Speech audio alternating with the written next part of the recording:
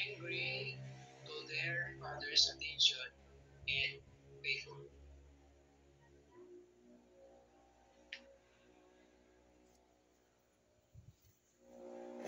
Tapos sa sir, Ako, sir, meron ka ba, meron ka bang share or relate dito sa ating pangalawang naka-experience ka na din ba na nagiging kilos ka? yeah. So regarding in regards to Joseph, regards to Joseph's brothers, sometimes can relate. Sometimes there's a jealousy. Most likely in the areas of in relationship in regards to relationship. But in the realms of this experience about Joseph's life, his brothers, their attitude should not other na hindi sila nagtugma o naging jealous sila to, because of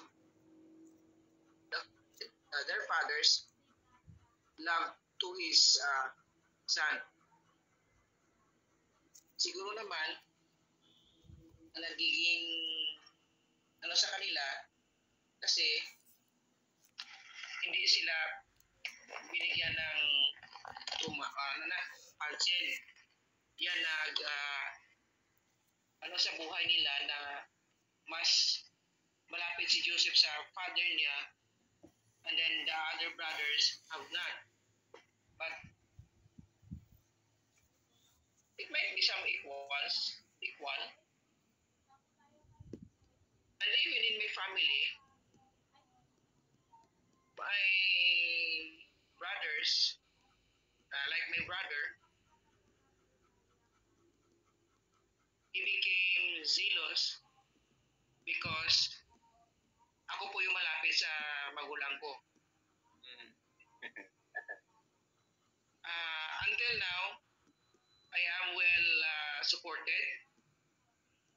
Pag ano ang sabihin ko, ang bilis nila maghanap ng paraan para sa akin, sa aking family. But to him, hindi naman. So yung difference, so relational. Yung other brother ko naman, malapit naman doon si sa aking magulang. So yun lang po yung yung next ko na brother, next sa akin yung kapatid ko po, he became jealous. Nararamdaman ko na kasi naman po malayo siya ako nandito, malapit. So yun ang naranasan ko sa ko po. Thank you. Ikaw pala yung close friend ng father mo, Pastor. Ha? Ikaw pala yung close friend ng father mo. Ng mother ko, father. Ano bunso ka ba, Pastor? Ikaw ay yung bunso.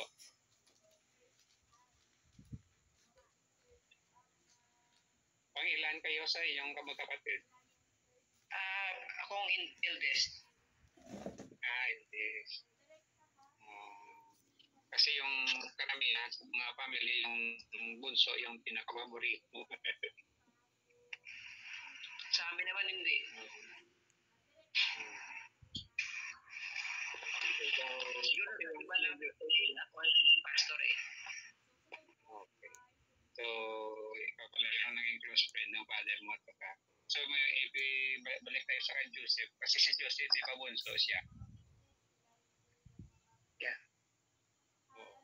So yan siguro yung mga, mayroon siyang mayroon pa sa isang kapatid na next kanya pala. Sa akin, Pastor, siguro yun yung madalas kong napapansin na yung bunso palagi yung mas binibigyan ng pansin ng mga magulang. Doon sa akin pala, tinitimbang-timbang ko kasi yung jealous tsaka yung yung tawag nito, jealousy tsaka yung favoritism. Ako kasi yung panganay sa lalaki pero sa babae, 3 babae po kami. 3 lalaki. Yung panganay po namin ay babae, and then sumunod ay babae, and then pangatlo ako, and then sumunod lalaki.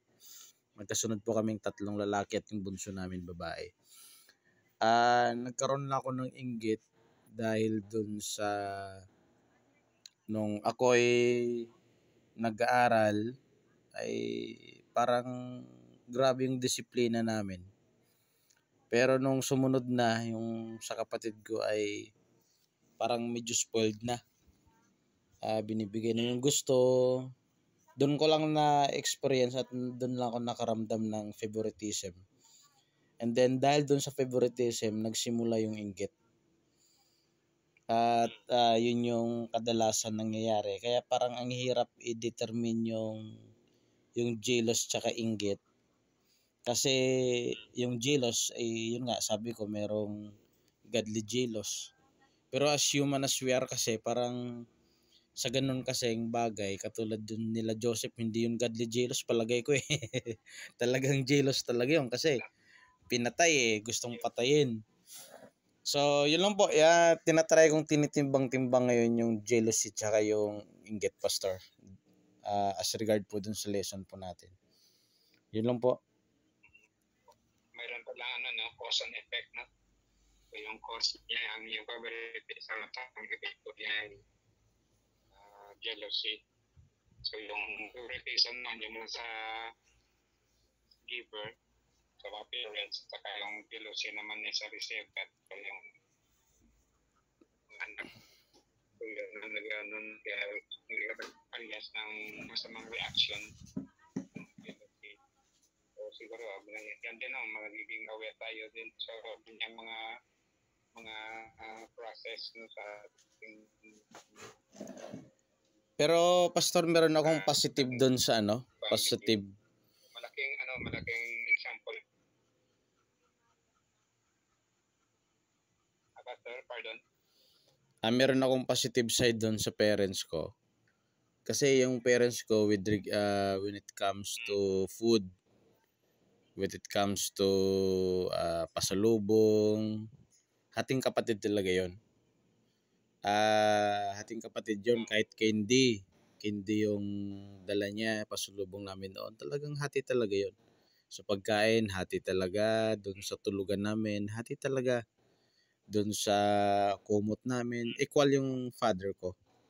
Doon lang ako nakaramdam nung yung ine-expect ko na pag nagkamali ako, papaluin niya ako. Akala ko yun din yung gagawin niya doon sa kapatid ko. Pero salungat yung nangyari. At yun nga, yung nag-aaral siya, meron siyang bisikleta, samantalang ako wala. Doon lang nagsimula doon lang po nagsimula yung inggit ko. Na parang yun, yung narelate ko ngayon sa lesson natin nila Joseph.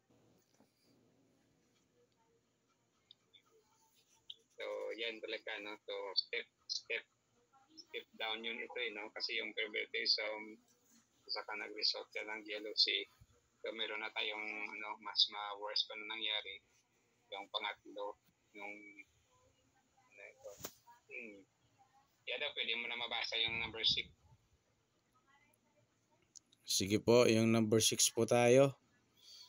So, yung pang-anim po ay Joseph brothers demonstrated their hatred by betrayal. So, yung number 1 po dito is Joseph brothers plotted how to kill him. And number 2, Reuben and Judah intervened to save Joseph's life. And number 3, his brothers sold Joseph to Midianite merchants heading to Egypt. So, yun po pala yung dahil dun sa jealousy ay meron po talagang worse and worse na pwedeng mangyari. Magkaroon po tayo ng desire to kill dahil sa inggit. Pero yung good thing din po doon, kahit papano, meron pa rin po tayong kapatid na pwedeng mag-save po sa atin. Katulad nung kapatid ko, kahit nararamdaman ko dun sa bahay na yung kapatid ko ay mas lamang yung attention ng magulang ko, pero pagdating talaga sa school, yung kapatid ko kapag nagkaroon ng trouble, talagang kuyang-kuya talaga ako. Ayaw kong merong magbully sa kanya, talagang sinusundo ko dun sa room niya. Pag kumakain kami, binibigyan ko siya ng pagkain kung anong meron ako. Yun din po yung nangyayari po din sa buhay nila Joseph. And then, pangatlo po is his brother sold Joseph to Midianite merchant heading to Egypt. Meron po mga bagay na sa buhay natin na pwedeng parang ilalayo tayo, pero yun po pala yung magsisimula ng tagumpay ng buhay natin. So narasan ko po yung lumayo sa aking bahay, sa aking pamilya. Pero dahil po doon nung lumayo ako, doon ako mas lalong natuto sa buhay. Nagkaroon ako ng lakas ng loob, maghanap buhay, and then yun nga, nag-Bible school ako, and then mas lalo kong naunawaan yung mga bagay-bagay. Yun lang po, Pastor, yung masabi ko dyan sa number 6. So, maganda yun ang mga reflection natin, no? Sa mga nang pangyayari sa buhay ng family ni Joseph. So, meron tayong mga bagay-bagay na mga truth na dapat natin ma-embrace, at saka yung mga principles na dapat natin principles that we need to stand, and saka yung mga sin na dapat natin ding avoid sa buhay natin. So, yung application na tayo dito, so how do we apply this lesson to our life? So, yung number 1, sa katotohanan, wala namang perfecto na family. Yan ang katotohanan na dapat natin i-embrace, na talagang totoo, perfecto na family. So every home was broken as a result of the fall and the curse. So, hindi naman ibig sabihin itong mga nangyayari sa buhay natin ng mga negatibo na mga bagay. So part lang yan ng fall of man. So talagang nandyan na yan. So number 3 is the cycle of dysfunction can be cut up or stop. So mabuti naman dahil yung mayroong mga families na yung father ay hindi Christian, yung mother hindi Christian, hindi believers. So yung mga anak nagiging believers, at saka mayroon ng mga families na napundar na families. So itong mga curses na ganitong mga bagay, so dito na lang siya hanggang sa atin na lang ito, hindi na siya mamana ng ating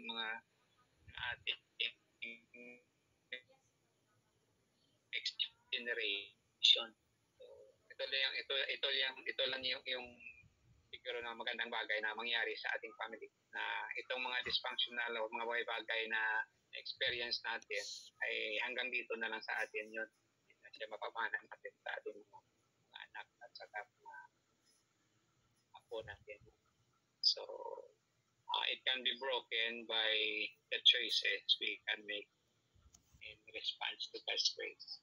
So talagang intentional talagang gawin natin na we make a choice. Talagang i-intention talaga natin yung mga bagay-bagay na ma-stop yung first na na-experienceyahan natin na mga sample, yung tatlong bagay ng down step pala, yung favoritism, jealousy at saka yung betrayal. Okay, so next is by trusting God, Joseph refused to defined by the dysfunction of his family. Talagang ang Panginoon lang yung help sa kanya na yung mga bagay-bagay na na-experience siya na yung tatlong bagay, yung favoritism, yung jealousy, at saka yung betrayal.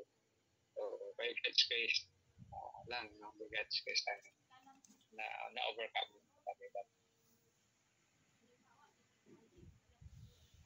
Okay, so please continue lang yun kasi nawala yung aking screen.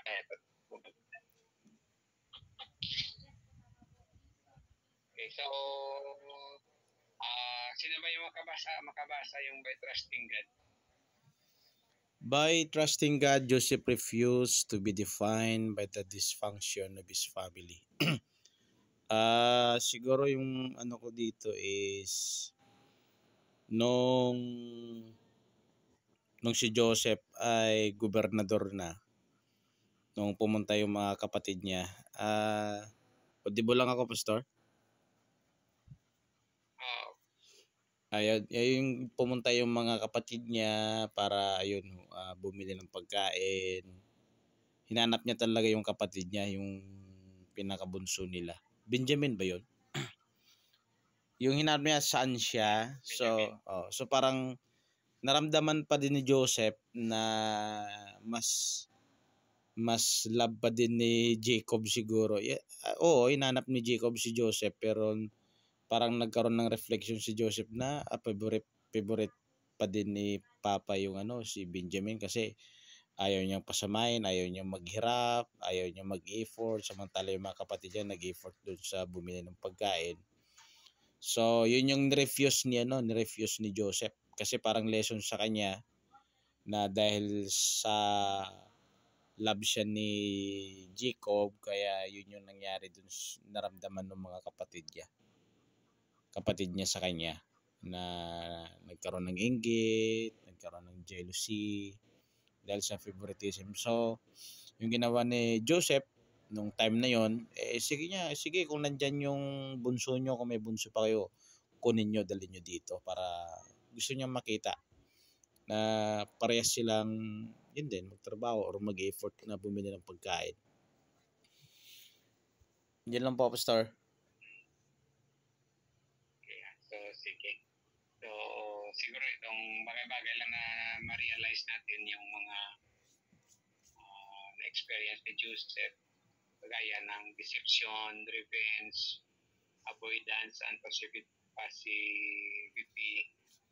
favoritism, jealousy, at betrayal. So, yan mga experience din natin sa ating mga parents, sa ating mga relative. So, siguro dapat na lang kayo mag-respond sa positive na mga bagay-bagay sa dahil sa Panginoon. To forgive those people, forgive our parents, to forgive our siblings na nangyari yan sa buhay natin at from the past. So, by God's help, tayo na lang magbago na ng situation through the grace of the Lord. So, ang ating summary na ngayon ay ito na.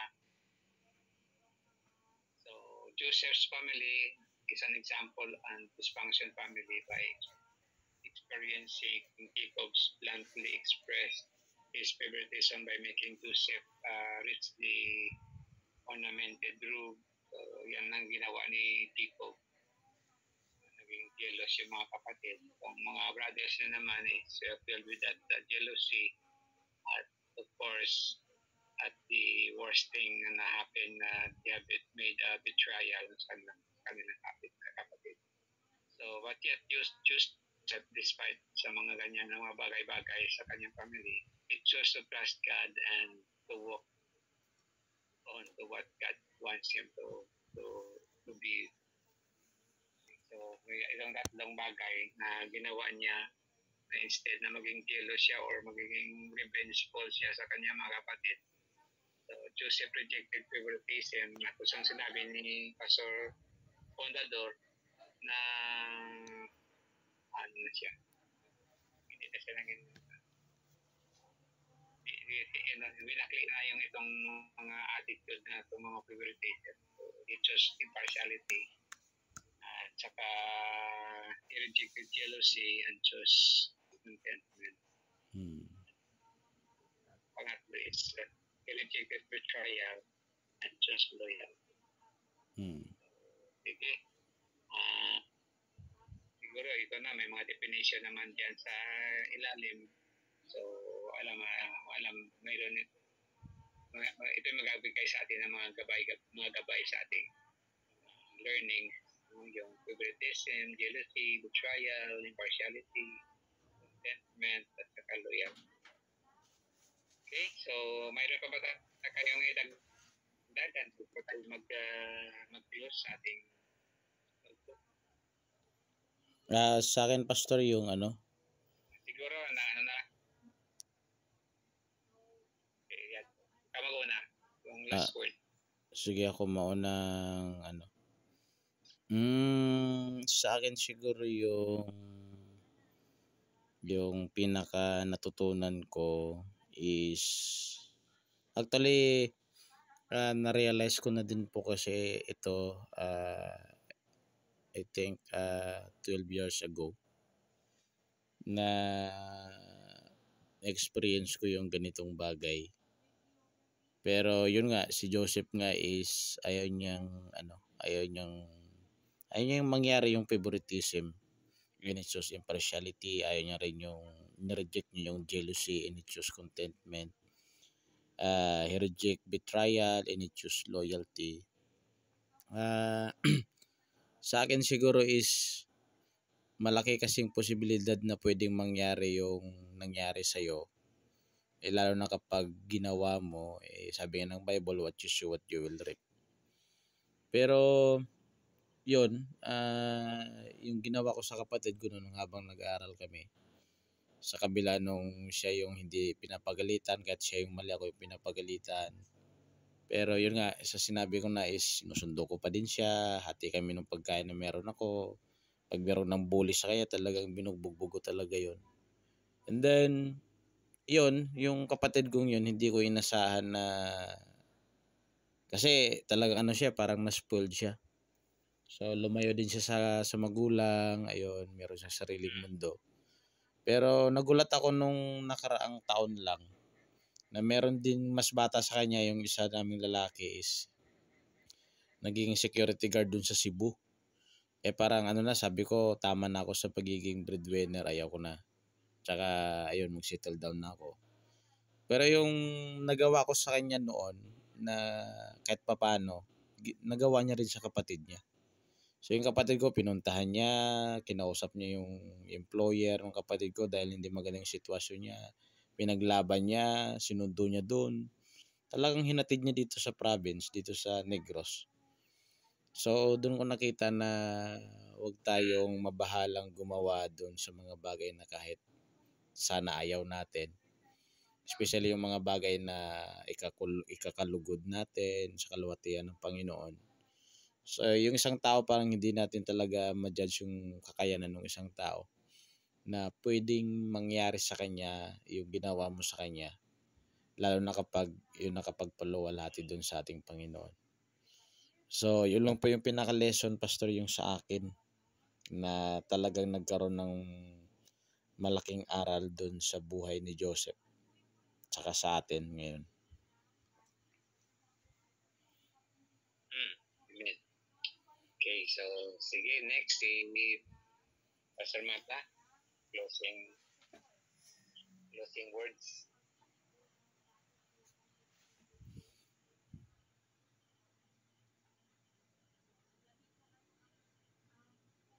Si Pastor Guarino.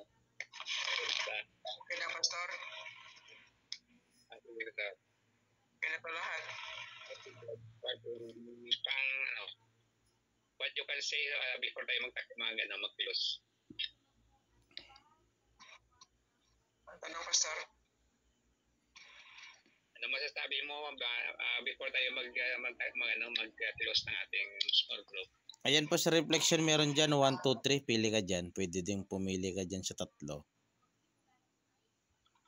What practical ways can you start with your personal life to make a difference in your family?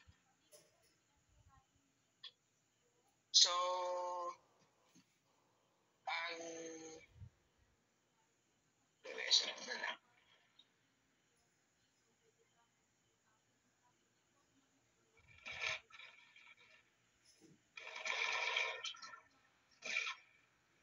Yung number 3. Anong gawin sa family?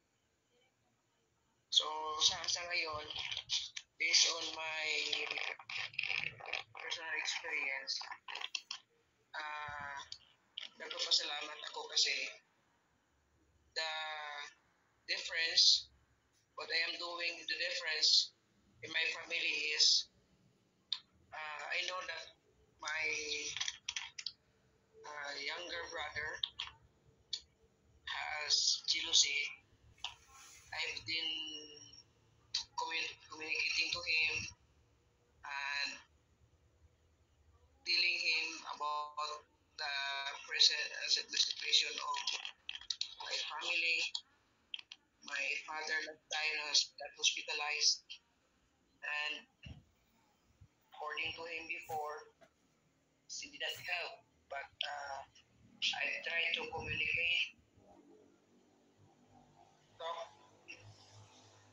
advise, and with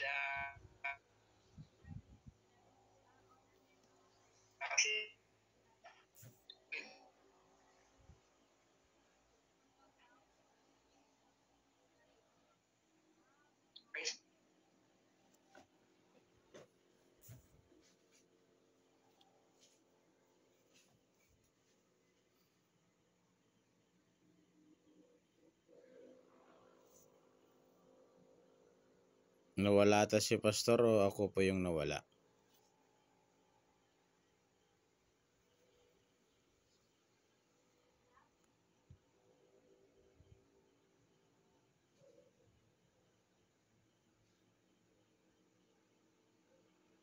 Pagkip natin na sa akin lang na siguro ang final word is yung sinabi kanina ni Pastor Condador, what you sow, what you reap. So sa akin siguro wag ko na itanim yung na-reap ko noon. So don't sow what you have reaped. So yung mga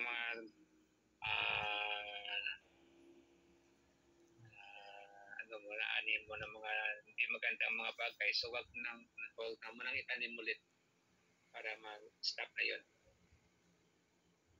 Okay, so sige, back to Pastor Condador. Sige. Hello? Sige. Pastor Garino. Dito kasi Pastor Garino, yung sa reflection kasi sa akin parang nasagot ko yung in what one specific area do you most want to break your generation pattern. Kay Pastor Mata kasi parang nasagot niya yung number 3, the practical ways. So sa'yo na lang number 2 para meron kang participation sa reflection, and then mag last word pa rin tayo kay Pastor, kay leader natin. Sige, so yung bali yung number 2. So in what ways do you see your personal character flows manifested in your sibling and children parents? So since na tayo ay makasalanan, so minsan mga bagay na nagawa natin ay hindi yan naka-inspire sa ibang tao, lalo na sa ating mga relatives, lalo na yung sa mga anak natin. So, for me, yung mga bagay na siguro in biblical ways, of course, we claim that we are Christian, especially for me as a pastor. So being a pastor, minister of God, so I want to be good in the eyes of my children someday, that they won't never forget that do I have share to them. So, siguro para sa akin, ipakita ko yung tunay na buhay ng isang totoong Kristiyano. So, siguro yun lang ang mabili natin ah, sa aking mga anak or sa mga taong kung saan sila ay naniwala sa akin. So, siguro para mabigyan din ng tamang ah, idea, kasi yung buhay ni Joseph hindi hindi masabi natin hindi ah, maganda. So, from the start, sa kanyang ama, sa buhay ng kanyang ama, napakagulo. So, complicated ang buhay ni Jacob. So, ang resulta sa pamilya ni Jacob, so siguro, yun, si Joseph yung isa na ginamit ng Panginoon para maging ah, totoo or makatotohanan yung salita niya. So for me, again, to establish new legacy, so I want to show that I am really a child of God. So siguro yun lang ang mabili natin or masabi na legasiya. Yun lang po sa akin, Pastor. Amen. Thank you very much, Pastor. So, Pastor Jolibert, you're now balik na sa iyo. Sige po, so maraming salamat po sa ating mga nag-cooperate na group mates po natin, at especially po sa ating leader, Pastor Loreto Lopez. Thank you for facilitating for our discussion tonight. So hoping and praying na meron po tayong mga aral na pwedeng i-apply. Sabi nga ni Pastor Graciano is, as a Christian, as a servant of our Lord Jesus Christ, we should show yung magandang bagay para dun sa mga maging kabataan po natin or kabataan o mga anak natin. So sabi nga ni Pastor Lopez, yung leader natin, sabi niya, kung pwede pala wag na nating itanim, para hindi na aanihin. Actually, di rin po ako naniniwala kasi, Pastor, na katulad nun.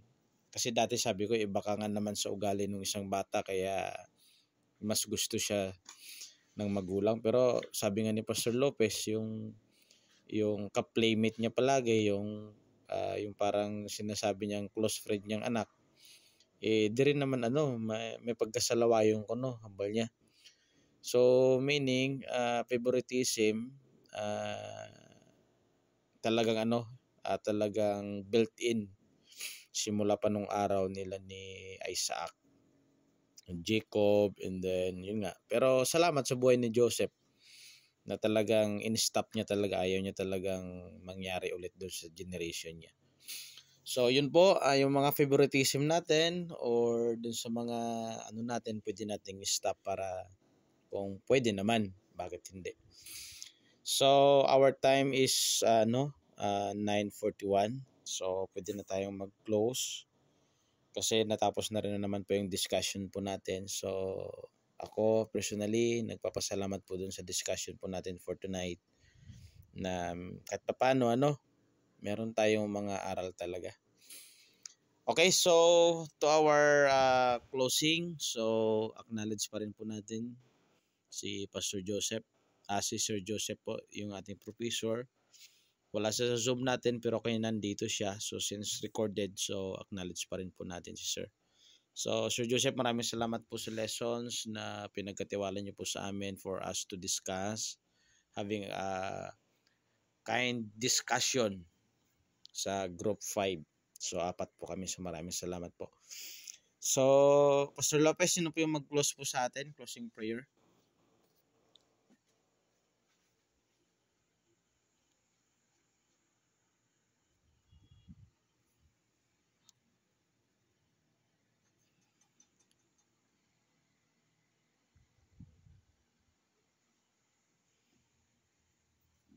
So, Let's pray. okay. Most gracious God and loving Father, we are so grateful for tonight that we have our group class discussion about leadership.